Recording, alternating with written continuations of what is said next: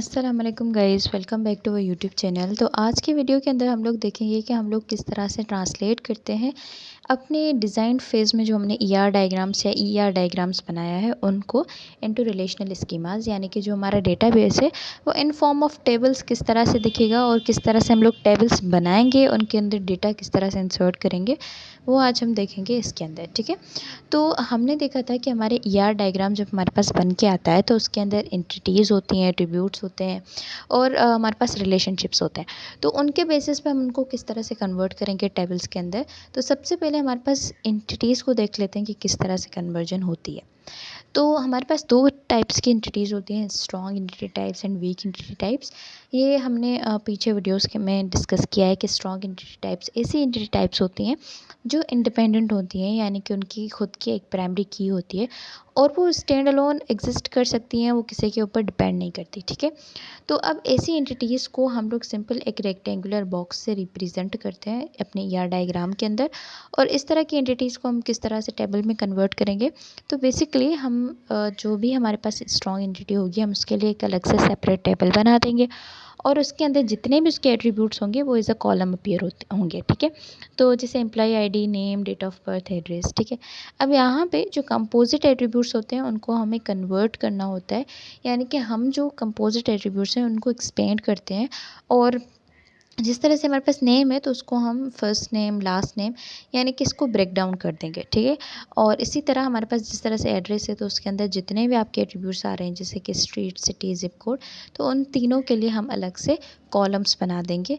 ठीक है, यानी कि जब हमारे पास जब भी एक स्ट्रॉन्ग एंटिटी टाइप होगी उसके लिए सबसे पहले हम एक अलग से टेबल बनाएंगे और उसके बाद उसके सारे एट्रीब्यूट्स को लिख देंगे। जो कंपोजिट एट्रीब्यूट्स होंगे उनको एक्सपेंड करके हम लोग उसको भी लिख देंगे। ठीक है, अलग से एक एक कॉलम बना के। नाउ आ जाते हैं कि हमारे पास वीक एंटिटी टाइप्स। अब weak entity types again is discussed कि ऐसी एंटिटी टाइप्स होती हैं जो कि डिपेंड करती हैं किसी और एंटिटी के ऊपर, यानी कि किसी स्ट्रॉन्ग एंटिटी के ऊपर। और इसको कुछ इस तरह से हम लोग रिप्रेजेंट करते हैं एक डबल रेक्टेंगुलर बॉक्स के अंदर। ठीक है, तो अब वीक एंटिटी टाइप्स जो है वो किसी स्ट्रॉन्ग एंटिटी पे डेफिनेटली डिपेंड करेंगे। तो सबसे पहले हम स्ट्रॉन्ग एंटिटी की टेबल बना देंगे, इस डिस्कस्ड प्रीवियसली कि हम लोग किस तरह से बनाते हैं स्ट्रॉन्ग एंटिटी के लिए। ठीक है, उसके बाद जो भी हमारे पास वीक एंटिटी होती है उसकी अलग से टेबल बनती है। अब हमने देखा था कि जो दो टेबल्स होती हैं उनको ज्वाइन करने के लिए हमारे पास हमारी फॉरेन की यूज़ होती है। ठीक है, यानी कि एक टेबल के अंदर हम लोग उसकी प्राइमरी की उठाते हैं एंड दूसरी टेबल के अंदर वो एज अ फॉरेन की हम लोग सेंड कर देते हैं। अब फॉरेन की यूज़ होती है दो टेबल्स को कनेक्ट करने के लिए। ठीक है, तो अब यहाँ पे किसकी हम प्राइमरी की उठाएंगे और कहाँ पे फॉरेन की सेंड करनी है ये देखना एक हमारे लिए मुश्किल हो सकती है। तो इसके लिए कुछ रूल्स हैं जो कि हमें याद करने पड़ेंगे डेफिनेटली। तो सबसे पहले हमारे पास जैसे एक स्ट्रॉन्ग एंटिटी है उसकी हम प्राइमरी की हमेशा उठाते हैं और वीक एंटिटी के अंदर उसको रखते हैं एज अ फॉरेन की। ठीक है, तो अब बिल्डिंग है जैसे, तो बिल्डिंग की आईडी है, बिल्डिंग का नाम है। अब रूम जो है वो बिल्डिंग के बगैर एग्जिस्ट नहीं कर सकता, यानी कि रूम किसी ना किसी बिल्डिंग में तो एग्जिस्ट करेगा। तो अब वो किस बिल्डिंग में एग्जिस्ट कर रहा है इसके लिए बिल्डिंग आईडी जो है हम लोग उठाएंगे और इसके अंदर रूम के अंदर एज अ फॉरेन की रख देंगे। और अब हमें पता चलेगा कि जैसे रूम 101 है वो B1 में जो एग्जिस्ट करता है, 102 B1 में एग्जिस्ट करता है, इसी तरह 201 B2 में एग्जिस्ट करता है। और ये जो जितनी भी आईडीज़ हैं ये बिल्डिंग आईडी से आ रही हैं। ठीक है, अब कोई भी अगर वो रूम नंबर होगा जो हम यहाँ पे इंसर्ट करेंगे और वो देखेंगे कि हम किस बिल्डिंग में इंसर्ट कर रहे हैं, सपोज़ बिल्डिंग 3 में इंसर्ट कर रहे हैं, वो रूम जो है वो बिल्डिंग 3 का है और तो हम यहाँ जाके चेक करेंगे यहाँ पे तो कोई बिल्डिंग 3 है ही नहीं, तो उस पूरे रिकॉर्ड को हम डिस्कार्ड कर देंगे कि भाई ये हमारे अंदर बिल्डिंग है ही नहीं, तो ये हमारे लिए फॉल्स रिकॉर्ड है। ठीक है, तो उसके बाद आ जाते हैं रिलेशंस या कार्डिनलिटी। अब यहाँ पे हमने देखा था कि हमारे पास 1 to 1, 1 to मैनी, इस तरह की मैनी टू मैनी रिलेशंस होते हैं। और अब वो किस तरह से हम इंश्योर करते हैं हमारे टेबल्स के अंदर वो देखते हैं। तो सबसे पहले हम 1 to मैनी रिलेशन को देखते हैं। अब 1 to मैनी रिलेशन के अंदर क्या होता है कि जो वन साइड होती है उसको हम एज अ पेरेंट कंसिडर करते हैं और मैनी साइड को हम एज अ चाइल्ड कंसिडर करते हैं। अब मैंने पीछे बताया कि हमारे लिए ये मुश्किल काम हो सकता है कि किसकी प्राइमरी की कहाँ पे फॉरेन की सर्व करेगी। तो उसके लिए 1 to मैनी रिलेशनशिप में हम 1 को पेरेंट कहते हैं और मैनी को चाइल्ड कहते हैं। पेरेंट का मतलब है कि कहाँ से हम प्राइमरी की उठाएंगे और चाइल्ड का मतलब है कि कहाँ पे वो एज अ फॉरेन की सर्व करेगी, ठीक है। तो इसको एग्जांपल से समझ लेते हैं। हमारे पास एक रिलेशन है सपोज़ डिपार्टमेंट एंड एम्प्लॉय का, एम्प्लॉयज़ का रिलेशनशिप है सपोज़। तो यहाँ पे एक डिपार्टमेंट के अंदर कई सारे एम्प्लॉयज़ हो सकते हैं, लेकिन एक एम्प्लॉय किसी एक डिपार्टमेंट में काम करेगा। जैसे कि कोई अगर सीएस का प्रोफेसर है तो वो सीएस डिपार्टमेंट में ही पढ़ा सकते हैं, ठीक है। फिर भी हमारे मज़ीद अजम्पशंस पर भी डिपेंड करता है, हमारी रिक्वायरमेंट्स पर भी डिपेंड करता है। अभी के लिए हमारी रिक्वायरमेंट ये है कि एक एम्प्लॉय जो है एक ही डिपार्टमेंट में काम कर सकता है, लेकिन एक डिपार्टमेंट के अंदर कई सारे एम्प्लॉयज़ होते हैं, तो ये वन टू मैनी रिलेशनशिप हो गया। अब ये दोनों स्ट्रॉन्ग एंटिटीज़ हैं, तो दोनों के अलग से टेबल्स बनेंगी और कॉलम्स इंसर्ट हो जाएंगे। अब आ जाते हैं कि इसके अंदर वन टू मैनी का रिलेशनशिप जो है वो किस तरह से इंश्योर किया जाए। अब हम क्या करेंगे, हमें अब हो सकता है कि हम डिपार्टमेंट आईडी को उठा के यहाँ पे एज ए प्राइमरी की फॉरेन की रख दें, या फिर यहाँ से एम्प्लॉय आईडी उठा के यहाँ पर भी रख सकते हैं। लेकिन जैसे कि मैंने बताया कि हमारे पास कुछ रूल्स हैं जो हमें याद करने होते हैं, तो उस रूल के अकॉर्डिंग जो वन साइड है वो हमारा पेरेंट है, तो यहाँ से हम लोग प्राइमरी की उठाएंगे, और मैनी साइड चाइल्ड है तो यहाँ पे हम लोग उसको एज अ फॉरेन की रख देंगे। तो डिपार्टमेंट टेबल से हम लोग डिपार्टमेंट आईडी उठाएंगे और उसको एम्प्लॉय टेबल के अंदर एज अ फॉरेन की रख देंगे, ठीक है। तो इसको हम अब चाइल्ड कहते हैं, इसको पेरेंट कहते हैं। अब ये इंश्योर कर देगा कि इनका रिलेशनशिप वन टू मैनी है, ठीक है।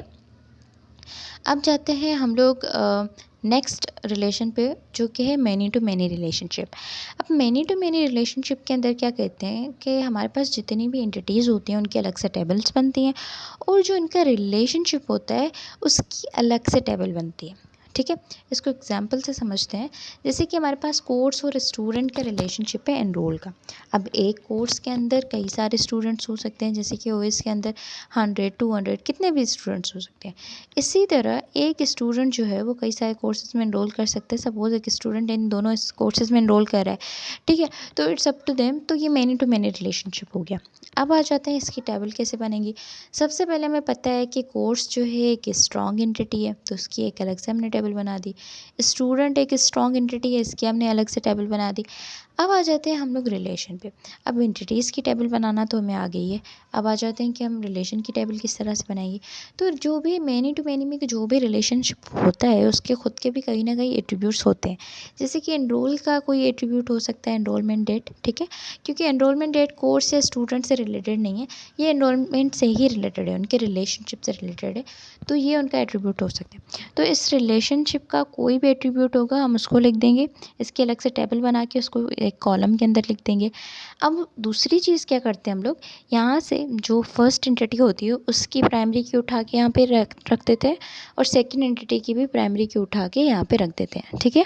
तो ये बाइनरी रिलेशनशिप है। तो जो भी दो एंटिटीज़ होंगी उन दोनों की प्राइमरी कीज़ उठा के हम इस टेबल के अंदर रख देंगे, पहला स्टेप। सेकेंडली उसके जितने भी एट्रीब्यूट्स हैं उनको मेंशन कर देंगे, ठीक है।